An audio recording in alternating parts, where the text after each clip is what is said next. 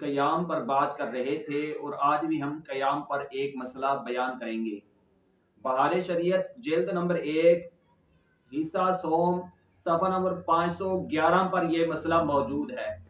فرمایا اگر کوئی نمازی نماز پڑھنے والا آسا یا خادم یا دیوار کے سہارے نماز میں کھڑا ہو سکتا ہے تو اس صورت میں بھی فرمایا وہ کھڑا ہو کر نماز کو پڑھنا اس کے لیے کیا ہے؟ فرض ہے، ضروری ہے۔ آسا کہتے ہیں سوٹی کو، یعنی جو نمازی نماز پڑھنے والا ہے وہ سوٹی کے سہارے کھڑا ہو سکتا ہے تو وہ پھر بھی سوٹی کے سہارے آسا کے سہارے کھڑے ہو کر نماز کو پڑھے۔ اگر وہ دیوار کے سہارے کھڑا ہو سکتا ہے نماز میں تو پھر بھی وہ کھڑا ہو کر نماز پڑھنا اس کے لیے فرض ہے۔ اگر کوئی گھر کا افراد اس کو کھڑا کر سکتا ہے نماز کے لیے تو پھر بھی وہ ان کے سہارے نماز میں کھڑا ہو کر نماز کو ادا کرنا اس کے لیے کیا ہے؟ فرض ہے، ضروری ہے۔ یہ تو ہمارا آج کا مسئلہ۔